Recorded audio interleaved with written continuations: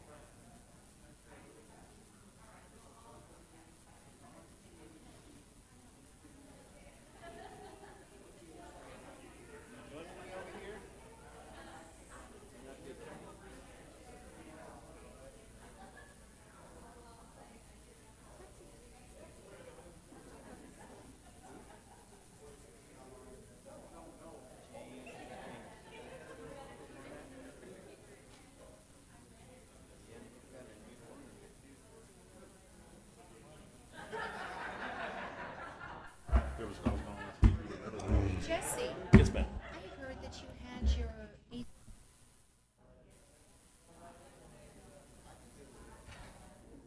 We got her on camera. We got the one on camera though. So. Meredith, you ready? That's terrible. It's 6:02. Call the meeting of the City of Roswell Planning and Zoning Commission for Tuesday, July 26th to order. May I have a roll call vote, please? Or roll call, not a vote. Yes, I'm doing. Chair Story. Here. Commissioner McDaniel. Present. Commissioner Aguilar. Here. Commissioner Lassard. Here. Commissioner McCornack is absent. Commissioner Henderson. Here. Commissioner Gutierrez. Present. We have a quorum. Thank you.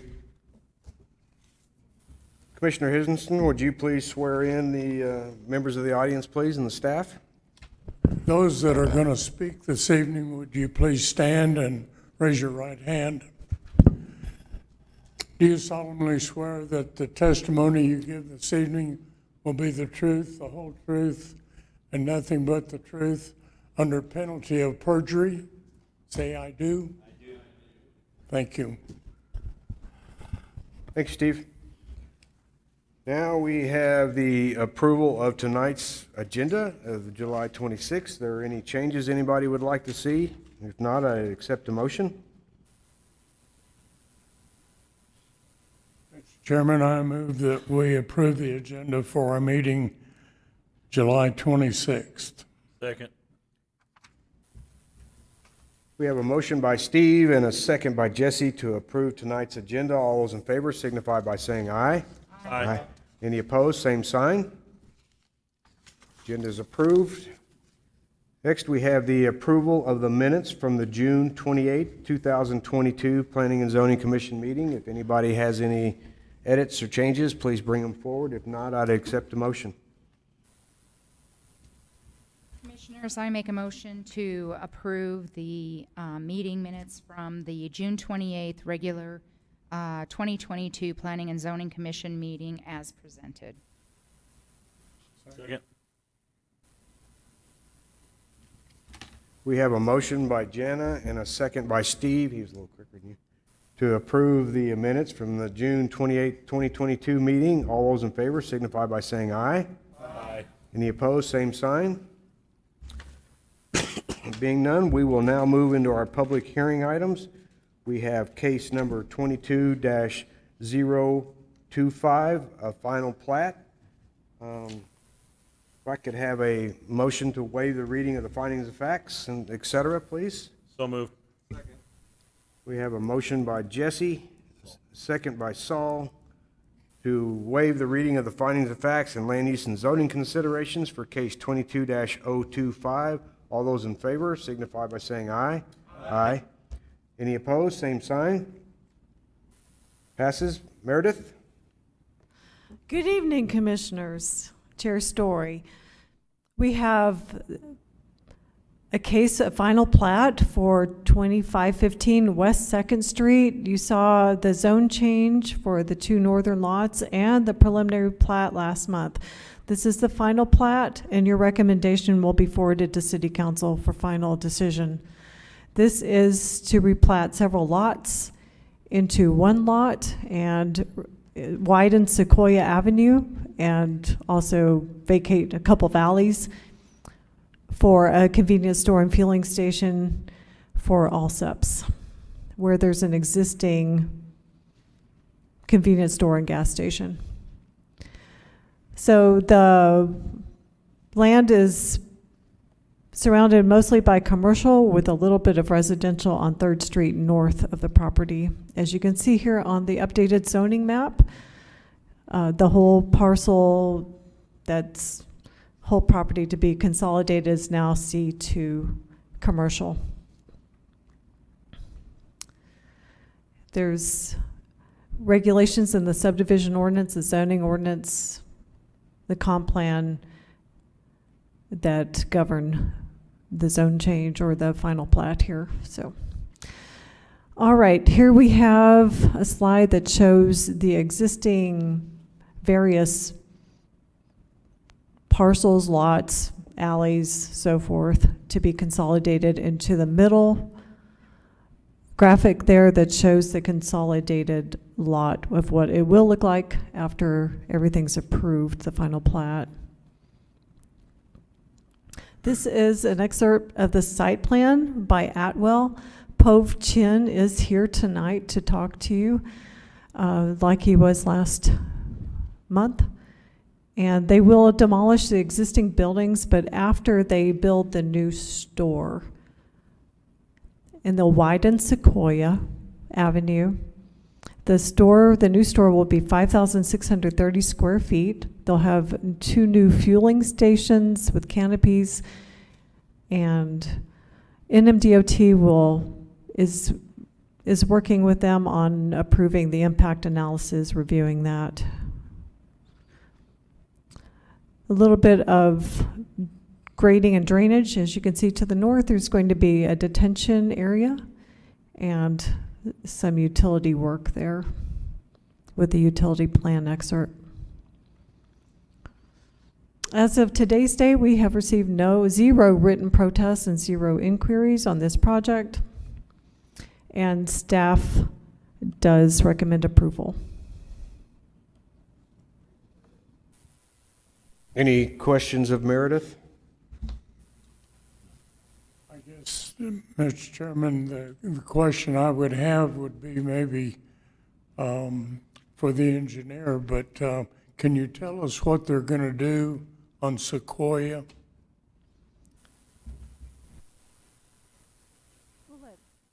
We'll let Mr. Chin talk about that. Hold that question, Steve. Thank you, Meredith. Is there anyone wishing to speak in favor of this case? Come on up, please. Please state your name and address for the record, please.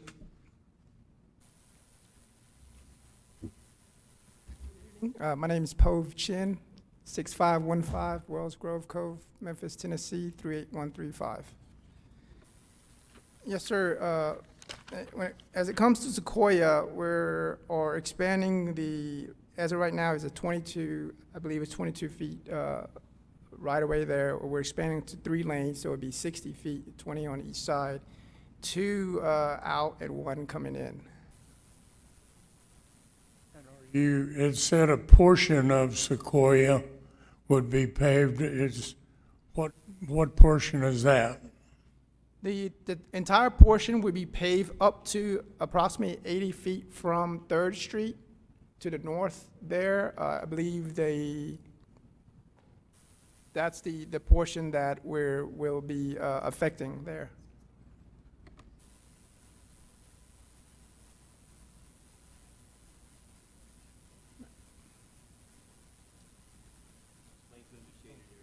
Shaded, the Yeah, shaded areas. if you can see on the site plan, Right. the shaded area, that's the portion that we're paving up to. Will there be any access to the store off of Sequoia? Yes, sir. It's not curbed from Sequoia on either side, just curved on the 2nd Street. Right. That's why they did that. Refresh my memory. What about 3rd Street? Is it paved now? Yes, sir. Okay. Kind of. Yeah, I was gonna say kinda. It's probably chip sealed. I don't even know if it's paving. Commissioner Henderson, just to kind of elaborate a little bit more, there will be no access to Allsups from 2nd Street. It all will be Sequoia or Sycamore. There'll be no access on 3rd Street as well, because that's where their detention pond is at. So access for Allsups will be Sequoia and Sycamore. As you look at it, Sycamore has 2 driveways. The one to the closest to 2nd Street will be a right-in, right-out only. There'll be delineators so nobody can turn left into the holding lane there that ties into 2nd. So if you want to turn left off of Allsup into Sycamore, you have to go to the most northerly driveway. So you don't anticipate people pulling out and going north on Sequoia and then trying to get out on 3rd Street? Yes, I do anticipate that. And I would prefer that, get further away from 2nd Street. So that portion of Sequoia is unpaved. It is paved right now. And there's another development that's happening over there that I'm in negotiations with the Hyundai to help the city with 3rd Street. Okay. Thank you, Mr. Chairman. Thank you. Sure. Any other question of the applicant? Thank you, sir. Thank you. Anyone else wishing to speak in favor of case 22025? Anyone wishing to speak in opposition to case 22025? Any further staff comments? Any further questions from the commission of anybody? Being none, I'd accept a motion, and it's for approval, to recommend approval to the city council. Chairman, based on the land use and zoning considerations and findings of facts surrounding land uses and the regulations established in the zoning ordinances and subdivision code, I move that we recommend to approve the zoning case 22-025 F plat to city council. Second. We have a motion by Richard and a second by Jana to recommend to city council approval of case number 22-025. All those in favor signify by saying aye. Aye. Any opposed, same sign. Meredith, would you prefer a roll call vote on that?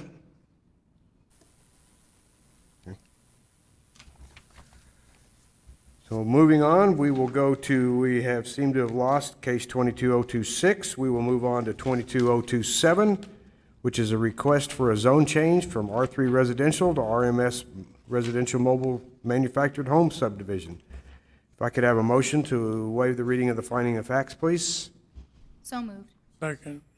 We have a motion by Jana and a second by Steve to waive the reading of the finding of facts and land use and zoning considerations for case 22027. All those in favor signify by saying aye. Aye. All those opposed, same sign. Meredith? Chair Story, Commissioners, this is a zone change request, case number 22-027, to change zoning from R3 residential to RMS, which is residential mobile home, manufactured home subdivision. This little lot is surrounded by RMS and institutional, the institutional being the Goddard High School athletic fields. As you can see, it's a small lot there on Prairie Avenue. And as you can see, it's tiny, and it's surrounded by RMS and the institutional, and it doesn't even touch the R3 zoning district. The zoning ordinance articles that pertain to this property are listed above. High-density residential is the preferred land use scenario in the comprehensive plan. The lot is a 50 by 125, 6,250 square foot lot. It's on the east side of Prairie Avenue between 23rd Street and Country Club Road.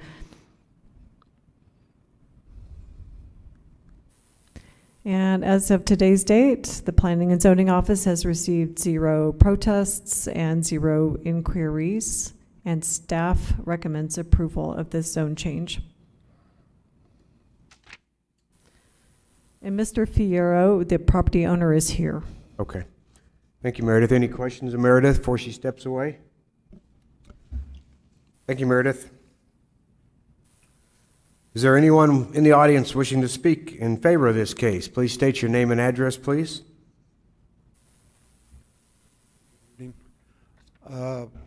Pretty much everything that I was going to say has been said already, but I'm requesting a zone change from R3 residential to RMS. So locate either a single wide or a double wide mobile home in the future. And that's basically all that I'm requesting. So you're not looking at doing any type of subdivision or anything in there due to the size, just one trailer or mobile home or? No, sir, just a mobile home, either a single wide, I don't know which one yet, but it'd be a single wide or double wide mobile home. Okay. Any questions of the applicant? Pardon? The address of the... Your name and address. The address is 300 East Mescalero. My name is Luis Fierro. I think you said that at first. It just wasn't very. Thank you, Mr. Fierro. Thank you, sir. Anyone else in the audience wishing to speak in case of favor 22-027? Anyone in the audience against case 22-027? Staff, any additional comments or questions or pertinent information? Commissioners, any questions? If not, I would accept a motion for 22027, please. Based on the land use and zoning consideration, finding of facts surrounding land use and zone regulations established by the zoning ordinance, I make a motion to approve case 22-027 ZOC. Second. We have a motion by Jana and a second by Jesse to approve case number 22-027. All those in favor signify by saying aye. Aye. Any opposed? Same sign. Motion passes. Thank you, Mr. Fierro. And Mr. Fierro, you are welcome to leave if you want to. You're welcome to stay, whatever you would like to do.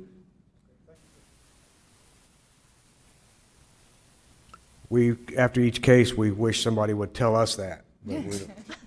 One at a time? Okay, so now we're going to have case number 22-028 and 029. These are going to be presented together? Yes, sir.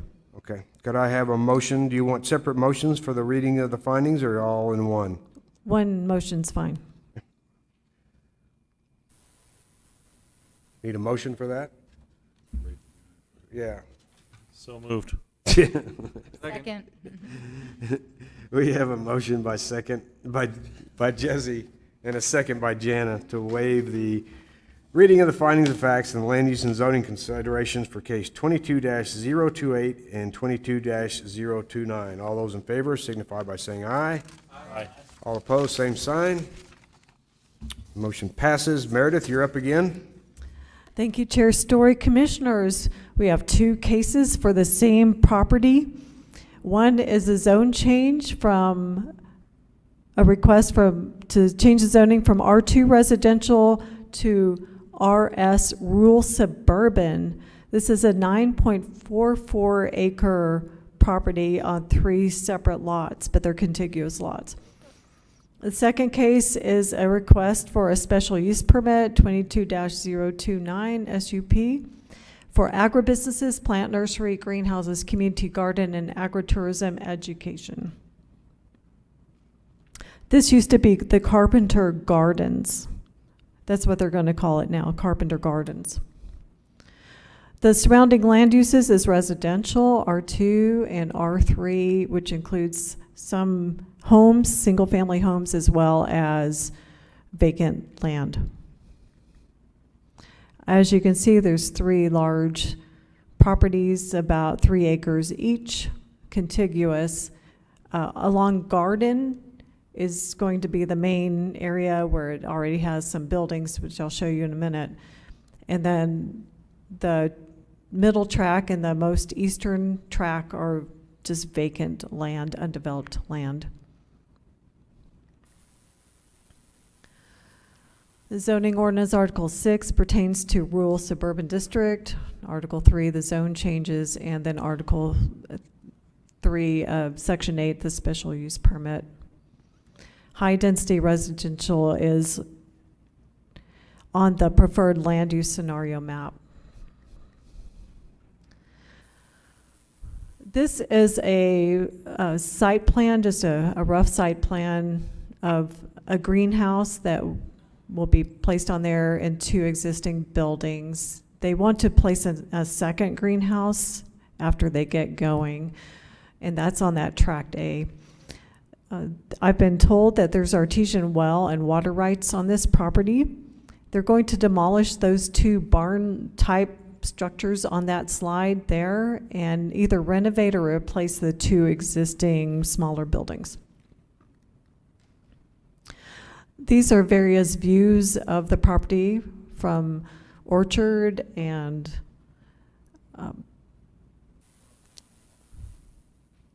Plum Street.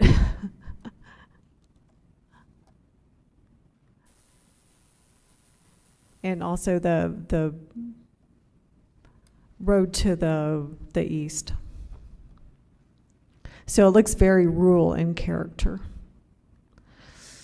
We have put together Exhibit F, site-specific special provisions. So we're recommending business hours from 7 a.m. to 7 p.m., community garden hours from dawn to dusk, special events ending by 10 p.m., allowing, I don't know if they'll have any animals at all, but if they do, female poultry only, no roosters, no peacocks, no animals that bray or make obnoxious noises or odors or gases, and no cultivation, growing, selling of cannabis or industrial hemp.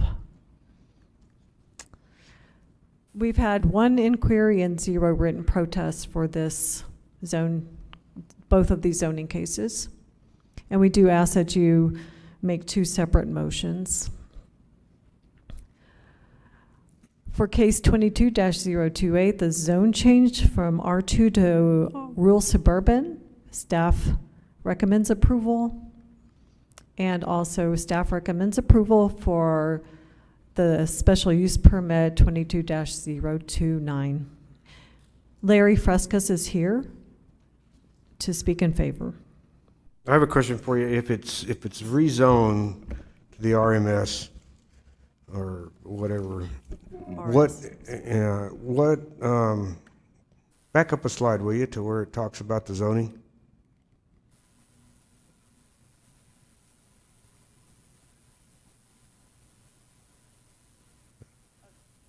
That was way too many. Yeah, so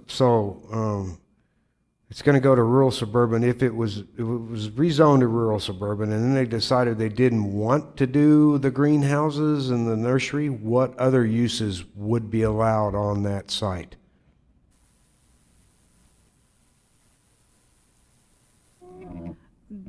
They could build a house.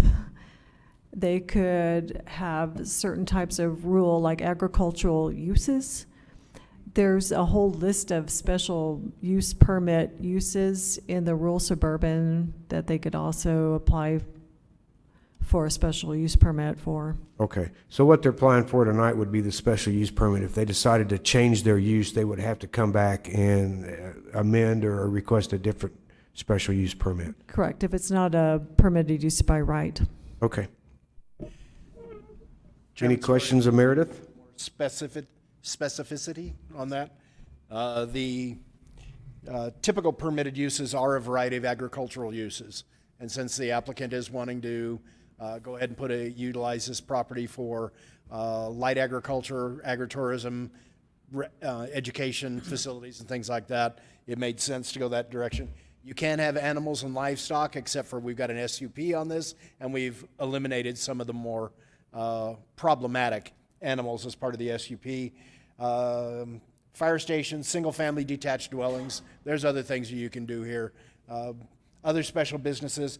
Part of the reason for the SUP is for agribusiness and plant tourism. This is not going to be a nonprofit facility. They're going to have gardens and farms, hopefully that will be providing some of our produce to some of our local restaurants and things out there. So it will be more of a farm-to-table type of operation, we hope, utilizing some of our local farmers and gardeners and other things. It's actually a really exciting project. I'm hoping the applicant will get up here and talk to us about it here in just a minute. When they brought it forward a couple of months ago, I jumped all over it and was very excited, handed it off to Meredith and said, let's make this happen. Okay, thank you. Thank you, Meredith. Anybody wishing to speak in favor of this project? Mr. Frescus, if you would tell us your name and address, please. Thank you, Mr. Story. I'm Larry Frescus from 606 North Kentucky Avenue, Roswell. To me, this is a real simple request because this property, since the 1930s up until approximately 2002, was Carpenter Nurseries. Originally, it was Carpenter Gardens. The original building still stands with the original Carpenter Gardens signage on it, which it's a like Texas limestone building. You can't see it in the pictures. It's covered with a greenhouse in front of it. And we hope to renovate that and restore it, kind of a historical fact. The fact that it was in use as a nursery from the 30s till 2002, it would have been in existence before any of the homes that surround it, with the exception of the 3 houses to the south side, which those 3 properties are probably not even zoned properly because they're all of agricultural use. They're very large lots. And so they blend with what we're asking to rezone it to. And rezoning to me is, I think, this should be one of those administrative processes because it was a nursery for so many years. And I know that's not the way the rules work. I don't know what happened to the zoning, but we're just wanting to put it back in use. We've worked on this for approximately 3 years, and it's been in the making. We got the water well working, basically salvaged that with the help of Mike White, who's also here, who is a farmer from the valley, and he can answer more questions about the gardening and greenhouses and so forth.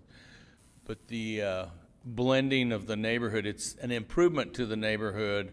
And then besides the profitable side of it, the gardening side will eventually incorporate a community garden service for those in need with all the different vegetables that people can utilize at home. So other than that, I can't think of any other things that aren't obvious, that Meredith hasn't already presented.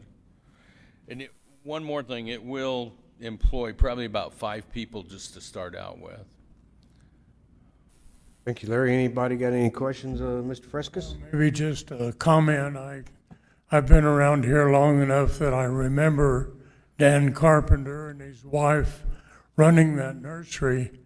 It was certainly one of the best nurseries in the community. People all up and down the Pecos Valley would come there to buy their plants, and he provided landscaping services.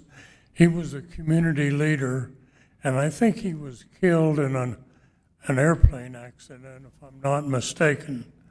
But at any rate, Dan Carpenter did this community well as he lived his life there in that nursery. Good history there.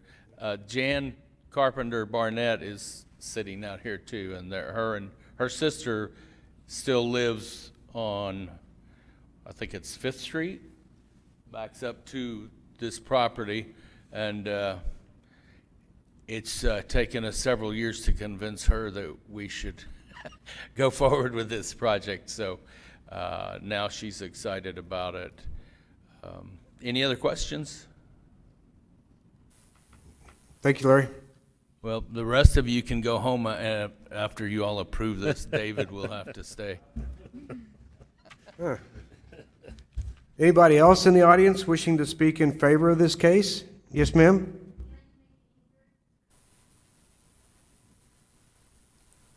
If you could please state your name and address, please. My name is Miriam Carrillo, and I live in 401, actually 402 North Orchard, and my father lives on 404 North Orchard, and my brother's on 406 North Orchard, so 3 houses right on Orchard Street. But you mentioned something about poultry, female poultry, so I just wanted to inquire on what kind of animals are they allowed to have, or what is the purpose, or I'm trying to understand what is rural suburban zoning. Larry, is there any plans to have any animals or poultry or anything? First of all, even in residential areas, we're allowed to have chickens. I've grew up on a farm and a ranch. I've never called them female poultry, but but anyway, we're allowed to have female poultry just as you are. You can't have the roosters because they make more noises, and I actually have one living next door to me, so I understand your concern, but I'm not going to turn them in. And I know they have roosters on the south houses that you were mentioning earlier, so Yes. they do have animals. But our purpose is not to produce poultry, but it is an allowed use. If we did it, they would all be chickens. And one of the things we've discussed about, if we do raise chickens there, it'll only be if we get volunteers from the 4-H groups. My goal long-term is if we can incorporate some 4-H facilities there's a lot of children that can't afford 4-H. And if we can develop a 4-H chapter for kids that are in need, we've got people that'll fund it all for them. And what they do with a lot of the poultry in that case is they're for show. And then one of the most popular show hens is a fryer hen, which as soon as they show them, they're ready to eat. They grow very fast. But it would be on a small scale. And they usually only live about 8 weeks. And my other question, now that Atkinson is being closed and they've been working on fixing Atkinson, the traffic has increased on Orchard. Are there any plans for the road, for the street on Orchard? Because it'll increase traffic just like it has with closing Atkinson. I think you would find that the way I grew up as a hobby. My wife and I spent a lot of time there, and I think you'll find that you'll have some parking there, but it'll be very limited parking. Being that it was a nursery for over 70 years, I believe, and the times I went there in the last 40 years, up until they closed 20 years ago, it was not unreasonable. I live downtown, and I guarantee you we get a lot more traffic than you've seen on Orchard. When Atkinson reopens, which the city has spent millions of dollars on Atkinson's the last 5 years, I think you're gonna see that it's gonna open up the traffic there even more so. I don't think that traffic on Orchard is gonna be a problem. I just wanted to give. One clarification, there's no peacocks allowed because they are noisy, but there should be a grandfather clause. There is already a peacock living over there that escaped from the zoo. Well, thank you, guys. You're welcome. Louis, would you like to address the lady's question on Orchard or the traffic? Yes, Orchard is picking up extra traffic right now because Atkinson is closed from 4th to Cherry, and through traffic is closed from 2nd to College. That project should take another 2.5 months, and then I would expect that traffic would drop for permanent on Orchard. The other thing is I've got a water line project that I'm going to close 3rd and Orchard Monday. So yeah, I'm going to kill the traffic there for a couple of months. Hopefully when I open that one back up, Atkins is open. So we've been fortunate, been funded with a lot of projects on the east side. Okay, thank you, Louis. Anybody else wishing to speak in favor of case? Yes, ma'am?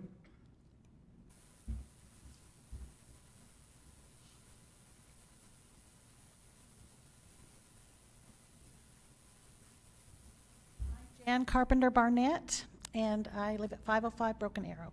And I just want to say our family's ecstatic that this project has come up because we've had this property in our family so many years.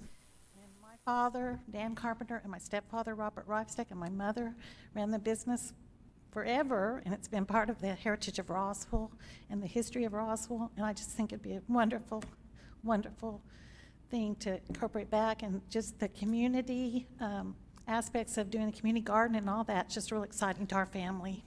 I just wanted to say. Thank you. Well, good luck with it.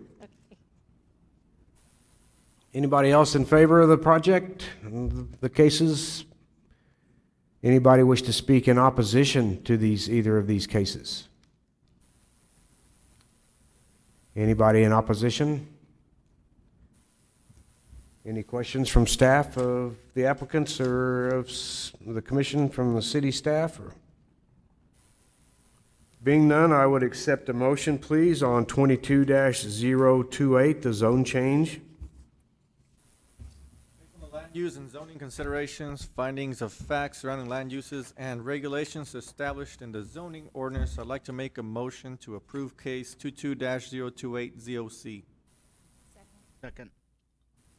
We have a motion by Saul and a second by Jana to approve case number 22-028, the zone change. All in favor signify by saying aye. Aye. Any opposed, same sign. Case is passed, and then we would accept a motion on 22-029 unless there's any comments or questions specific to this case. Mr. Chairman, based on land use and zoning considerations, finding of fact and surrounding land uses and regulations established by the zoning ordinance, I move to approve case 22-029 SUP. Is that you, Richard? We have a motion by Steve and a second by Richard to approve case number 22-029. All in favor signify by saying aye. Aye. Any opposed, same sign. Case 22-029 has been approved. Thank you all very much. There again, Larry, if you want to go on home, you're welcome to leave. You could stay. Yeah, you could stay if you'd like. We don't see you very often.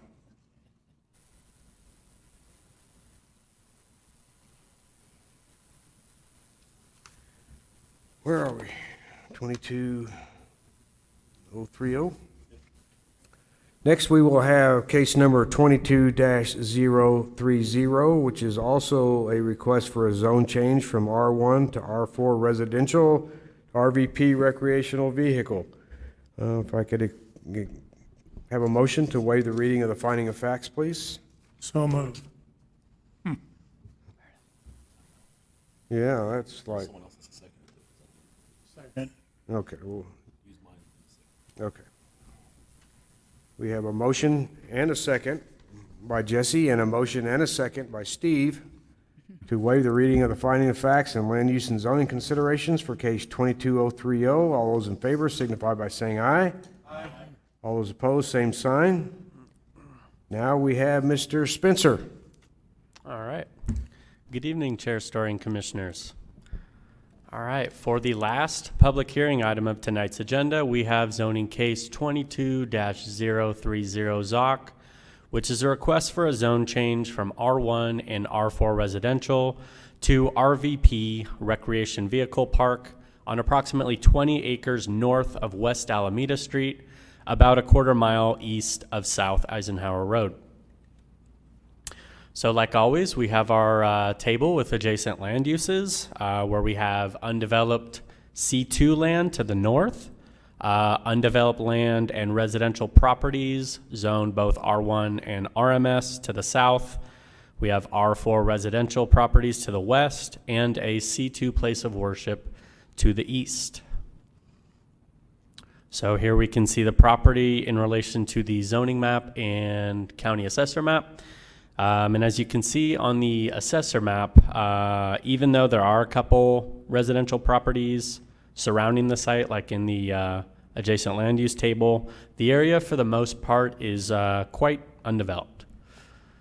And with that, we believe that the development of this site as an RV resort and campground is an improvement to the property as well as the surrounding area. The development will have recreational amenities such as a pool, showers, bathrooms, I think potentially an open amphitheater, and even a business center.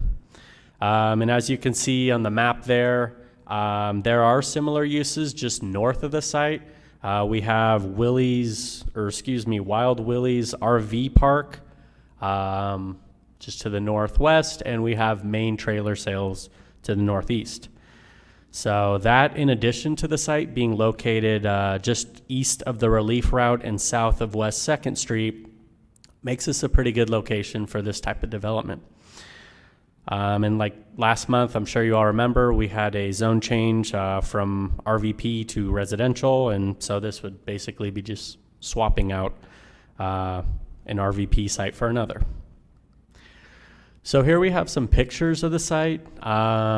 This is north on West Juniper Street. So the top left is looking southeast from the northwest corner. Top right is looking southeast from the northwest corner as well, moved over a little bit. And then the bottom one is the view looking southwest from the northeast corner of West Juniper Street. And then here we have more pictures, this time from the south end on West Alameda Street. So top left and top right, we have a view looking northwest from the southeast corner of Alameda. Bottom left, we have looking eastward from the southwest corner of Alameda. And bottom right, we have the view looking northwest from the southwest corner. And as you can see, this along Alameda, it's a bit more developed with Alameda being paved and utility line right there. So here we can see some existing storm drain box structures or culverts, right? Just south of West 2nd Street, which is north of the property where the zone change is being proposed. Oh, excuse me. Whoops. So in addition to this area being in a good area for this type of use, this will also help facilitate drainage in the area by helping channel it to West 2nd, and this next slide will show why that's a consideration. So as you can see here, drainage is or needs to be considered here. About half the site is in the AO flood zone, meaning that there's a 1% chance or greater of shallow flooding annually, summarized. The applicant and contractors are well aware of the drainage issues here. That's why they provided us this information, and they have an engineer on the project to help out with drainage and stuff along the way. And although it is very early in the project, we're just at the zone change stage. Draining considerations have been included in the conditions of approval.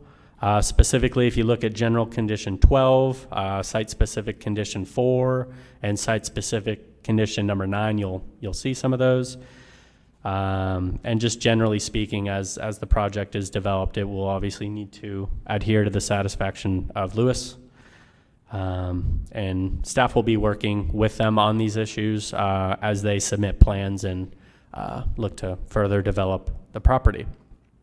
And also, the property owner owns the lots to the north of the site, so drainage can be channeled through his properties. It's not going to be going through somebody else's properties. So as of today's date, the Planning and Zoning Office has not received any inquiries or protests regarding this case. Therefore, based on the land use and zoning considerations, findings of fact, surrounding land uses and regulations in the zoning ordinance, staff recommends approval of zoning case 22-030 ZOC. And the contractors for the project are in the audience as well, so they can potentially answer some questions you may have. But that's it. We stand for any questions. Spencer, I have one. So this is we're just considering the zone change. So future development, would it require any type of special use permit or anything, or will that come back to us for any reason, or that just go through all the city? Commissioner Story, the RVP section of the Zoning and Development Code contains very specific development standards. So the direct answer to your question is no. Once the zone change is approved, they will have to adhere to all those standards. This project was brought forward to us probably 90 days ago. They've been proceeding very methodically. I do know that they have engaged a civil engineer and a land surveyor. That is underway. The hydrology study will be underway here very soon. They want to resolve the drainage issues to determine exactly how much buildable area they will have after the drainage improvements have been put in. And in conferring with the city engineer, he also reminded me that in order to fully clean up the issues out there, we'll have to file a conditional letter of map revision, a CLOMAR, as part of this with FEMA, and then also, once the project is built and developed, file a LOMAR, letter of map revision. That'll clean up the entire situation. But right now, most of what you see in there is low-lying inundation area. The water comes in from all three directions, from the east, from the west, and from the south, primarily from the west. But most of the property being much lower than 2nd Street, as you're aware, it comes in there and it just hangs out. There's no way of pushing it through. So it's going to take a commercial or quasi-commercial type development, something that's got some financial, some economic push to resolve the drainage issues in the area. But once it's resolved, it'll be much, much better for everyone in the area. Okay, thank you. I have a question, Spencer. So you stated that they own the property to the north. Yes. Correct? And that they could utilize that for drainage purposes? Yes. Is that what you said? Yes. So those aren't combined lots. So should they sell that lot in the future, that could be a problem, couldn't it? The property to the north that you're stating that they could drain to. One of the things that we've already talked about with the is doing an updated plat map. We have a situation. We got a number of situations out there that are balls that are being juggled in the air. The first is the dedicated street that runs right down the center of the properties. The property owner does own all 40 acres there, all the way to 2nd Street. There's an existing street that was mapped back, I believe, in 1914. You go all the way back to find the original plat map. 60-foot wide street. There's no utilities in it. It's never been utilized. It's probably never going to be utilized because of the inundation area. You would have to build a significant bridge and other structures. So they'll probably want to vacate that street. They'll also looking at, there's already 2 left turn pockets in the existing median out in 2nd Street. One of those 2 will probably be the location for the entrance for this project. So we'll also be providing an easement for ingress and egress that'll go out there. So the map will address all of those issues at the time everything's put together. We're not going to get into a situation where we have put a burden on a future property owner without resolving the issues. Mr. Chairman, maybe not Spencer, but maybe their engineer or whoever represents them here this evening, I'd like to hear about their ideas on access to the property and also the utilities.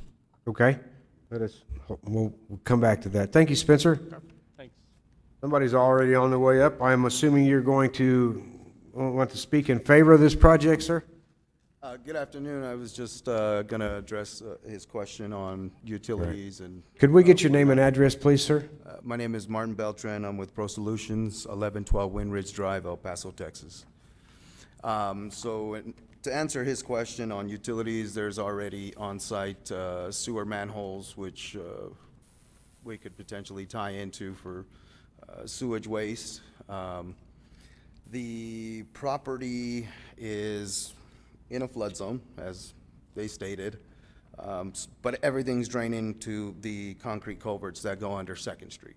That's the lowest point there, so regardless of anything, the water's got to go there. Where's that in regard to the property? Spencer, can you back up a? Yeah,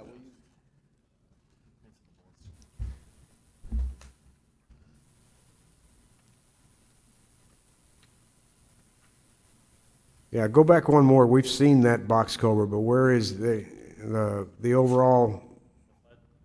Yeah, that one, so we can kind of see. Yeah, we can kind of see where everything is. So if you're looking at the Not sure, I map, can't remember. the culverts are going to be on the top left side, closer to that top left corner, which is the lowest point on the property, which is basically a fixed point. There's no way to elevate that area because that's the escape for the water. And I think Commissioner Anderson was asking about access. So you planning on accessing from 2nd Street or from Alameda Street? We're actually talking about having a couple of different access points, Alameda and 2nd Street. Okay. Does that answer your question, Steve? Yes, I assume. What is the north-south street there that would be the, you create another street? It shows. The closest street that would be north-south would be Estrellita, I think. And that's only a half a block right now coming south from 2nd Street. It's Estrellita or Estrella, I forget which one. But it's basically right now it's just a dirt road where Juniper ends. So what you're seeing, Steve, probably on the east side of that property is a dirt road or something that's in there. I don't think there's an existing street. Okay. Correct. Well, there's a lot of work that's still ahead of them then. Mr. Commissioner Henderson, you're 100% correct. Right now this is zoning. I have as many questions as you do, but we're not there yet. One concern I have is the drainage, because it has to go as slow as it does now, sheet flow. Otherwise, if you speed it up at any pace, it's going to go to Enchanted Hills and then to the Spring River there, and we can't inundate them with more drainage than they already have. So that's the main thing that I'm concerned with, is it has to go as slow as it's going now to minimize the impact in the future to Enchanted Hills as that goes that way. And of course, FEMA and the Corps of Engineers will be reviewing their LOMAR and everything else. Thank you. Sir, do you have anything else you wish to say? No, just thank you for hearing this matter, and I believe it's a good idea and a good location for this. Any questions? Commission? Thank you, sir. Thank you. Anyone else in the audience wishing to speak in favor of this case? A lot of people out there. Being none, anybody wish to speak in opposition to this case? Yes, ma'am. Please come up.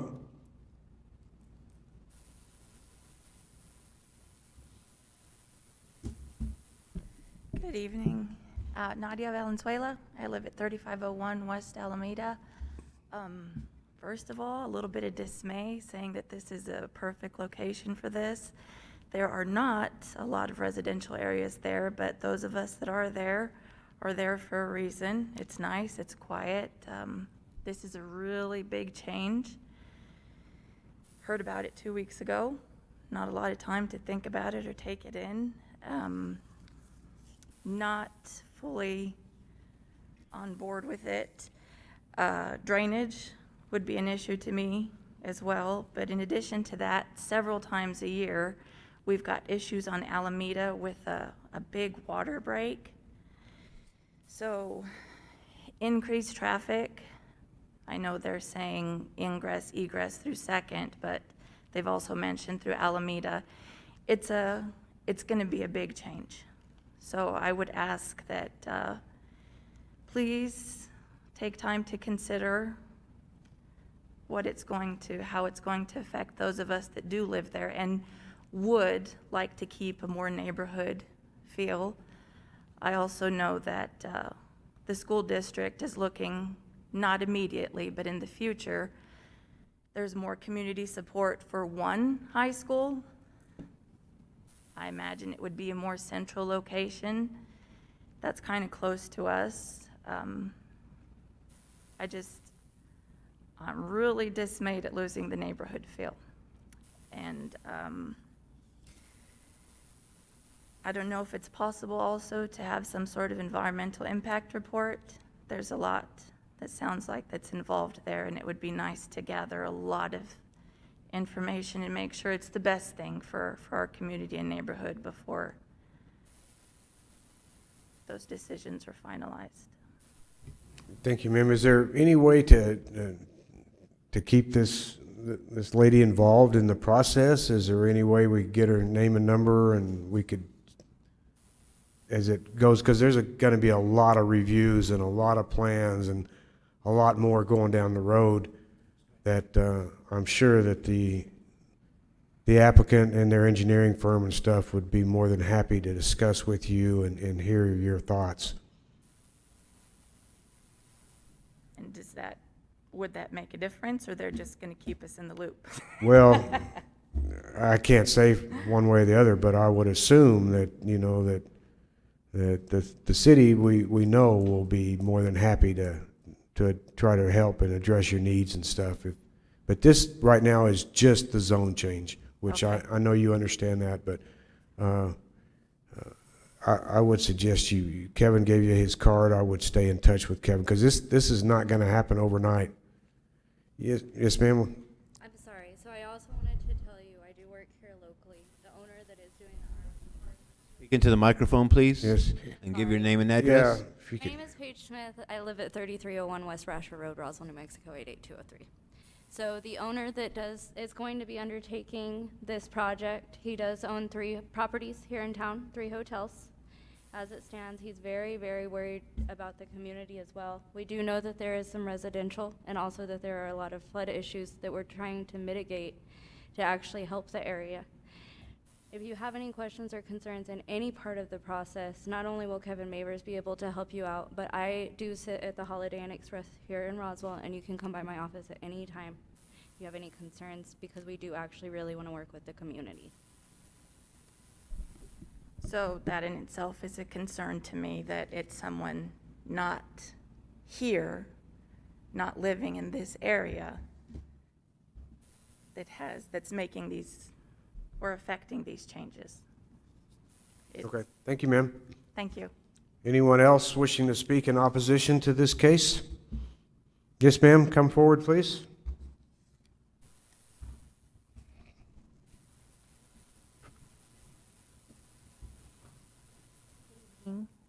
My name's Deborah Vigil, and I think this kind of hit us in the face a little bit quickly, and things are moving too fast.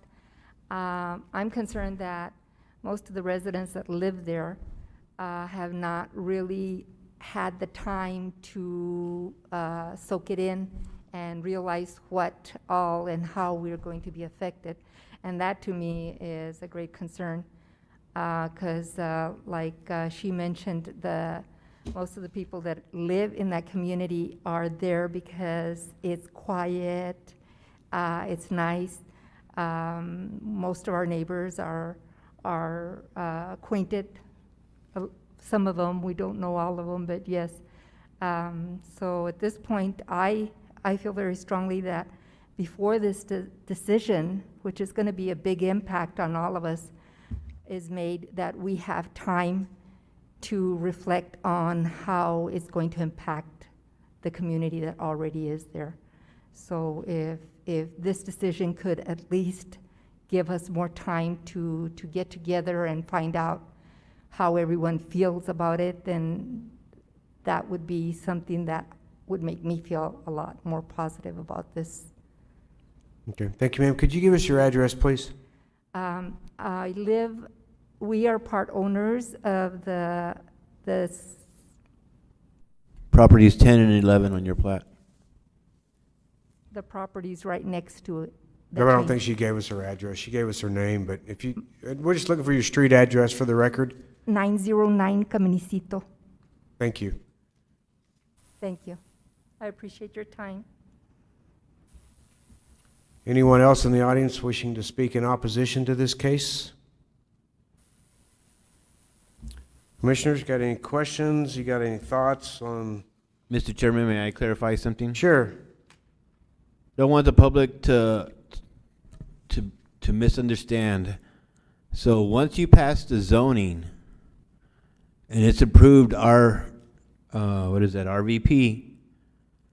then the only thing we're obligated to do is keep them in the loop. Because once it's an RVP and it's approved RVP zoning, all the developer has to do is, meet the specs of RVP and everything else. So we can keep them in the loop, but I just want the public to know that if it's going to be stopped, it has to be stopped now, because once it's an RVP, we just proceed, and I look at it from the drainage point of view, the screening point of view, traffic, pavement conditions. Of course, if they're going to do access off of Second, be dealing with the DOT, but once the zoning is approved RVP, as long as they're going with the conditions and our ordinances for RVP, there's nothing to stop it. Thank you, Lois. Commissioners, you got any thoughts?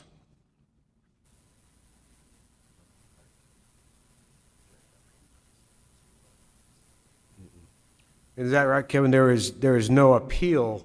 This doesn't go on to city council, so there would be no appeal process. No, at this point, an appeal can be filed at any time, even for a staff level decision. If a staff makes a decision that the folks out there disagree with, they have every right to file an appeal and bring it before you or bring it before the city manager. I'm going to disagree with the city engineer just slightly. While there is no further public hearing required once you approve this, there are still dozens of steps that have to be followed and put into place. Like I said, at the beginning, we've already looked at this. They came to me, and we're looking at this very methodically. We're going to get the boundary done, get the topo done, then look at the hydrology very closely. We know that, we obviously can see that there's major issues. The city engineer will have put a lot of input on that, as will NMDOT, because that structure up there is NMDOT designed and built, isn't it, Louis? That is correct. So we'll have that. With respect to access, okay, since the property owner does own all 40 acres, the primary access is going to be on 2nd Street. Doesn't make any sense whatsoever to run big, long, 40-foot Class A motorhomes up and down Alameda. That's just not the way it's going to work. And because they own the property, they're going to go ahead and grant themselves an ingress-egress easement from 2nd Street at an appropriate location approved by NMDOT. So there really won't be any traffic.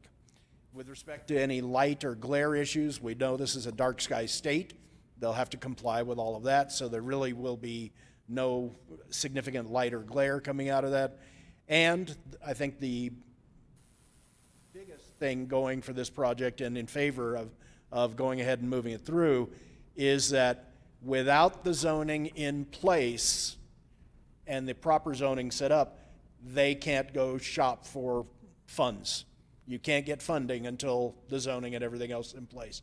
So we've got to put that together, and it's going to take a significantly greater degree of development, a level of intensity to correct all the issues out here. It'll never be, the drainage issues will never be resolved with a traditional single-family residential or large lot single-family style project. It will sit that way, and these drainage issues will never get resolved.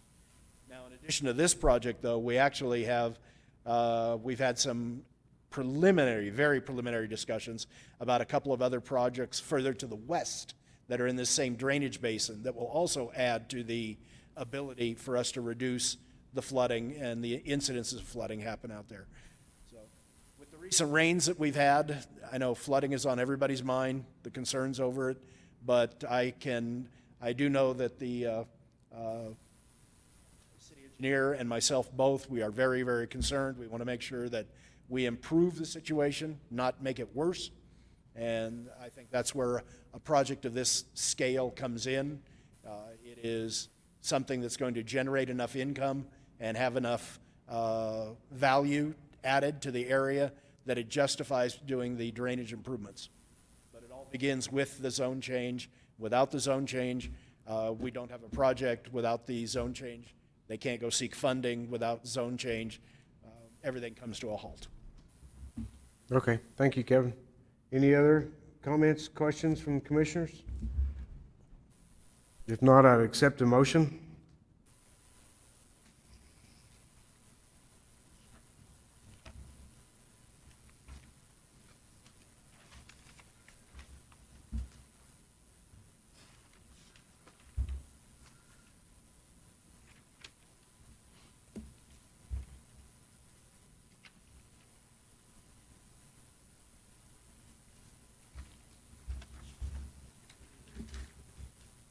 No motion?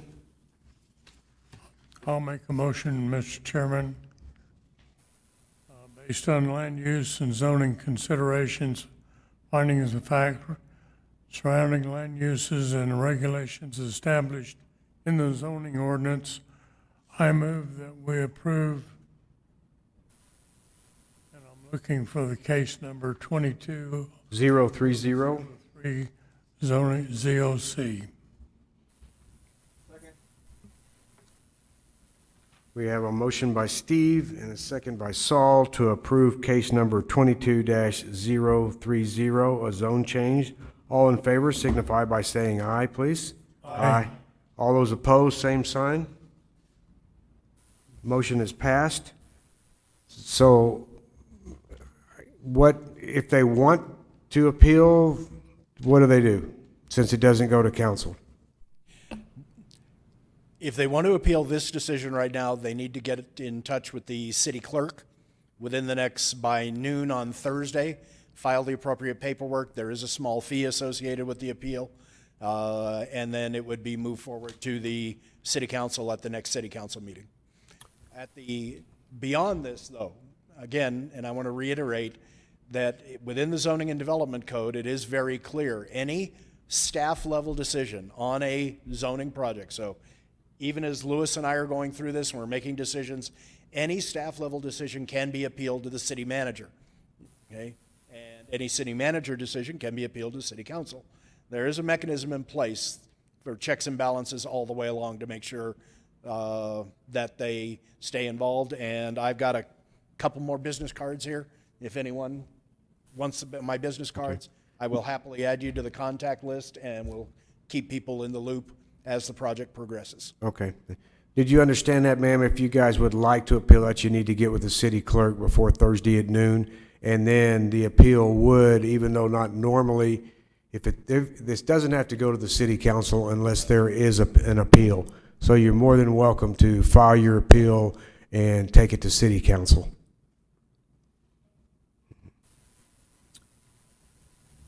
Okay, we will move on to other business. There again, you folks in the audience are more than welcome to stick around and listen to other business, or you're welcome to leave. Won't hurt our feelings one bit.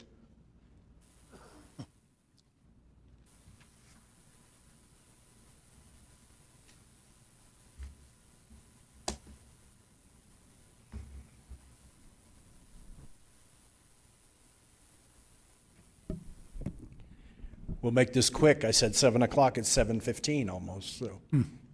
Sorry, Jesse. I know you're hungry. Get you out of here quick. All right. This is going to be a very quick discussion. It's more of a heads up than an actual discussion. The legal committee has recently been questioning the number of zone changes and other things that we're pushing through, primarily because of the cannabis cases. And they've also questioned whether the entire zoning ordinance, and especially including the conditional use permit section, needs to be updated to reflect current development trends. My response to that question was yes, it does need to be updated. They wanted to have me let you all know that we would like you to start thinking about and provide input on which sections of the zoning ordinance.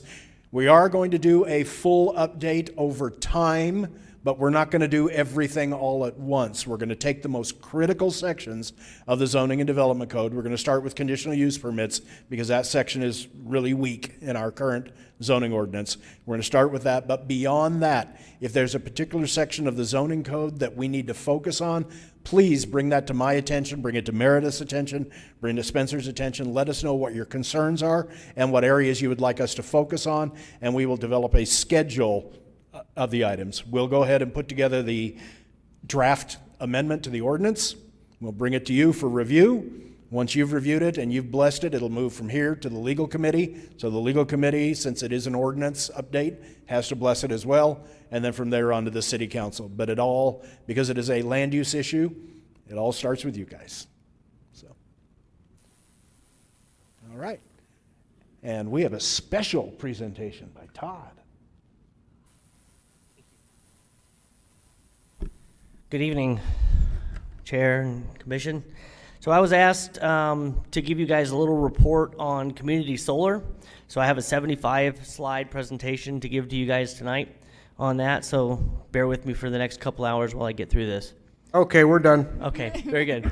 Could you tell us your name, please? Yes, my name is Todd Versiglio, and I am the City of Roswell property manager under community development. So I have been working with all of these solar companies that have popped up, and so I'm going to give you a little bit of information about what I know about solar, what I've been dealing with solar, kind of the direction that I've been given, and then I'm here to jot down any questions that I don't have an answer for you tonight, and I can find out. So. The City of Roswell has been looking at solar over the last 10 years. And the city currently has one property that has a community solar site on it through Altus Power. This solar site provides energy to over 25 different City of Roswell meters that are tied back into that particular solar site. The current issue with this solar lease that we have is it produces so much electricity that even after the credits that are applied to our Xcel Energy bill are used, the city, the way this lease was structured 10 years ago, we have to buy the additional power that solar site produces. So without getting way off into the weeds on that, I can go into more detail on that if you have questions about that. But let me try to get through the rest of this first, and then I'll answer any questions. So the way that community solar leases have been structured over the last 10 years really hasn't changed that much. Solar companies are offering basically about $1,000 an acre on a fixed rate, and they're requiring a 20 to 25 year, sometimes even 35 year lease agreement. I handle all of the lease agreements with the city that are for farmland, ranch land, lease land, anything outside of the airport or the cemetery. And then, so what the city is really looking for, because I get calls all the time, city gets calls all the time, various companies, in-state, out-of-state, they see a blank piece of city land that's, 15 acres or above, and they want to know, can they lease it from us? So, and basically what they're offering is $1,000 an acre, fixed rate, here's the lease. So when I start to get into the meat and potatoes of the lease, we're looking at these different components of the Altus lease that's in place, and we're going, okay, that's really not working for the city. What will make a solar lease, especially in the city limits, work for Roswell? Because as you guys know, the county is doing some solar leases, and there's some private individuals that have land that are going to be doing solar leases. It's good for them, because if you're sitting on 20 acres and somebody's going to give you $1,000 an acre every year for that land, maybe makes sense, right? So the city's looking to get a little bit more out of that. Couple of the things that we're asking for is either an increased cost per year per acre, like a CPI or a rate increase, which is pretty standard in all the rest of the leases that I've done since I've been with the city. And the answer that I get from all of them are no. We don't do any kind of rate increase. We don't CPI. We give you $1,000 an acre, and that's what you get. So we say, okay, well, what about profit sharing off of that property? So, because as we all know, the cost of energy is going to continue to go up. They're going to make more money, but the city kind of gets left in the dust on that. Nope, here's your $1,000 an acre, 25 years, that's all you get. So, okay, well, we get profit share from the leases that we do with cell phone companies that put their equipment up on towers. They give us a small percentage. It's not much, but it's something, right? Kind of keeps up with the rate. Then finally, we ask for, okay, if we do a lease with you, no subleasing or selling of that sublease unless the city gets a little piece of that back.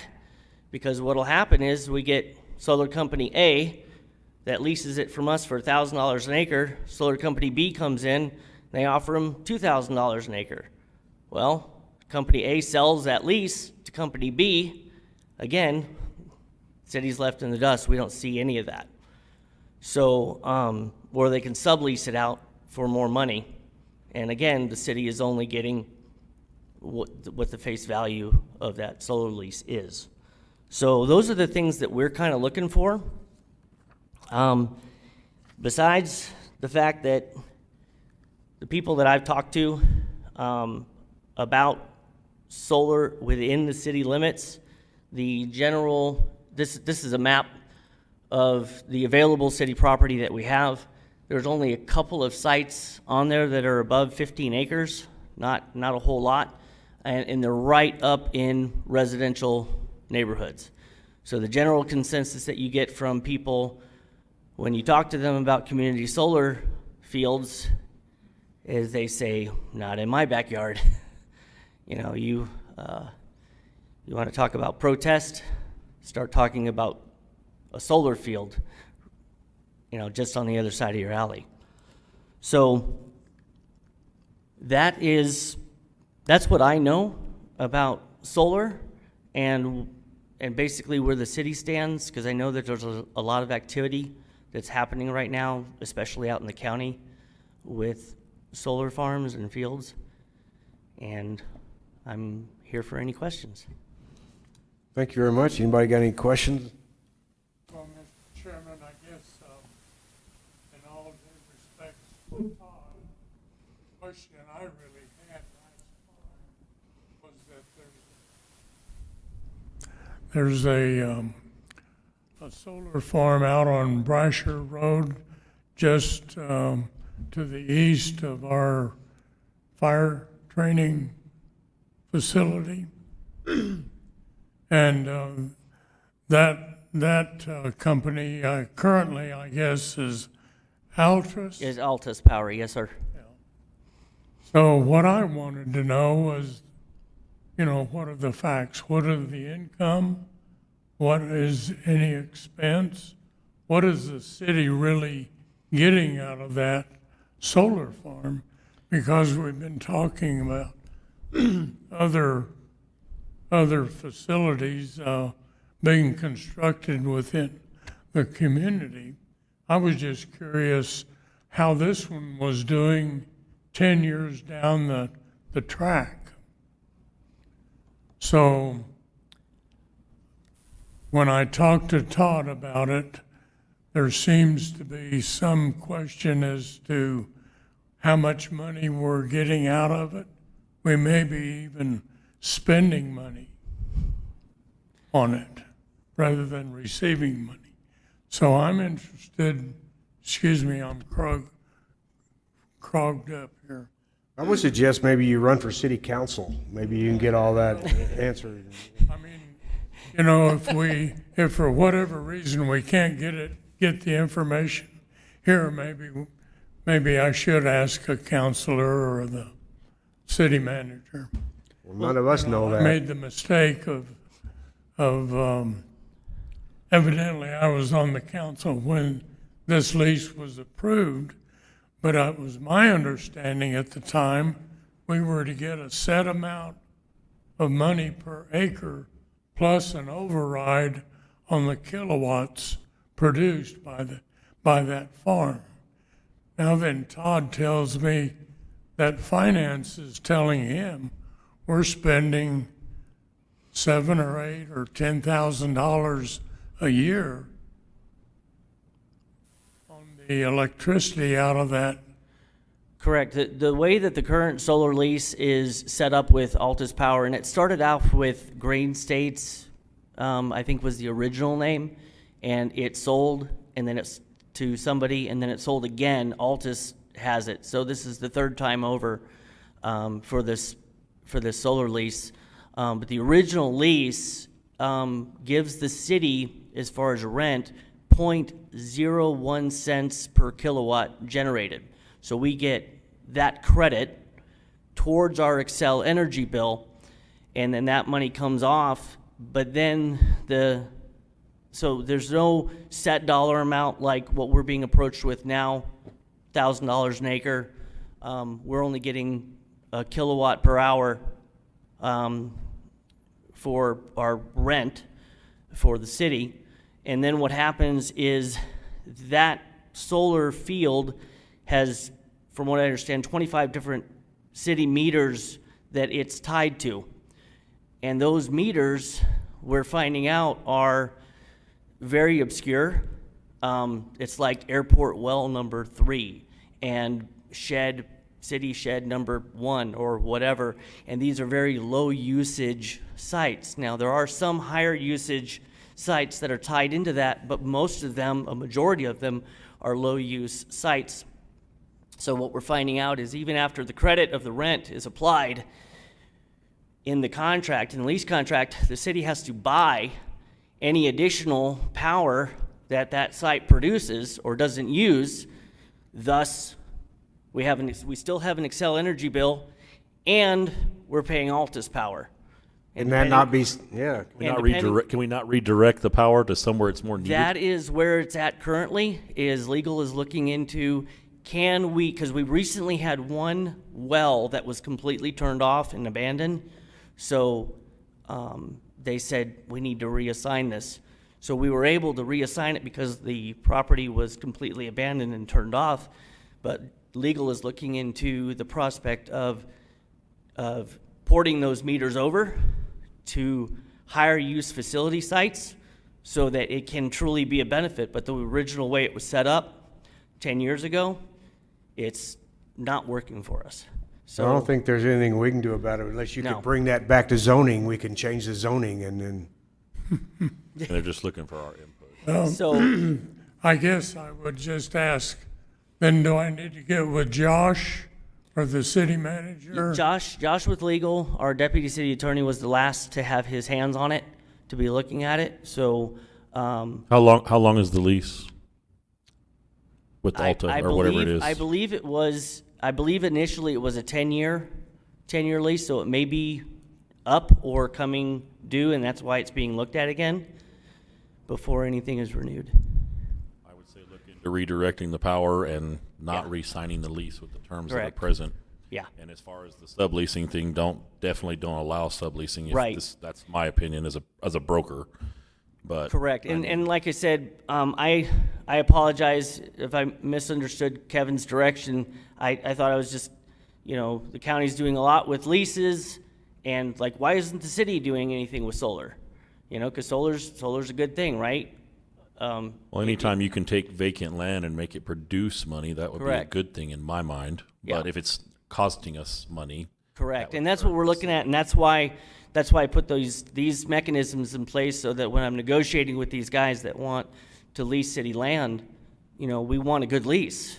We want something that's going to work for the city, and right now we're not getting it. And what they're all doing is essentially they're doing a land grab because they want to secure the property, and then in January and February all of their projects go for approval, and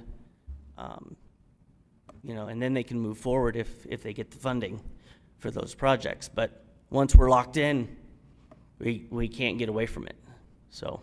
But you're saying the stuff that's the newer leases that you're seeing or the request, it's like a flat rate of $1,000 per Correct. year per acre. Yeah. Which at this point would probably be better than what we have, or sounds a lot better than we have right now. Yeah, I mean the solar leases that we're being approached with right now are obviously better than the one that we did 10 years ago, but it still doesn't grant us, at least one of the other two things that we're looking for: no sublease or some sort of rate increase, and it's no on both of those accounts. When you talk to the current people, they're wanting the right to sublease it. Yeah. They don't profit share. They don't allow us to say, no, you can't sell or sublease. So our answer to that then is, well, no, go find another piece of property, because this is what we're expecting out of it. Do these sites require water? Maybe we could raise their water rates. Right. Maybe they need some drainage, redirect. I don't know. Just an opinion, and me just thinking, how cell towers were, years and years ago. They were everywhere, and there was more availability. But now, you have more limited space, they'll put a cell tower at a water tower Right. just about anywhere. And I think right now there's also a lot of availability and a lot of choice for these solar companies to. There's a lot of empty land Yes. just about everywhere you go. Mm-hmm. So I think puts the advantage for them. Easier for them to negotiate, and they'll put their strict. Yeah, they're going to find somebody that's going to take their money that's somewhere going to take it at $1,000 an acre and just go, okay, great, that's awesome, here you go. And they don't care about rate increase. They don't care if somebody else makes more money off of it or anything, but the city does. We want to protect our investment as well. Sorry, a lot of these companies, their job is going to be just to secure a lease and then sell it. Yep. And that's probably what their only job is to do, and they're good at it, and they know the ins and outs. And I don't know the specialty of our attorneys that we have for the city, but I don't know if there's a way you can reach out to somebody who does specific leases on real estate. Like a real estate attorney A real would be estate what I'd be able Does to exactly advise. only that gets you a solid lease from now and years to come. Okay, thank you. I think Dirk Jones is still in business. I would call him. Thank you. Any other questions, comments? I realize this is a little bit out of bounds for us, but where the city had a lease and it was represented in one way, and now then in 10 years it appears that it may be costing us rather than giving us some benefit, that I thought it was worth the opportunity to take a look. I agree. How solar companies tell people that when they put solar on their house, they're going to get it all back when they sell it. That's a gigantic lie. So depending on the time frame you're going to sell it, and I should clarify that. So, but it's solar's. We have lots of sun here, So, I mean, it's out. Too much lately? Usually out every day. So, I mean, if you can find a way to make money off of vacant land, it's not a bad thing. But the subleasing thing, I would definitely stick to saying no to that, because that, I mean, that's just my opinion. But And like having I a said, set rate, we're asking for one of the two mechanisms to be in place some kind of for protection on the something backside. for us, and the answer to them is no.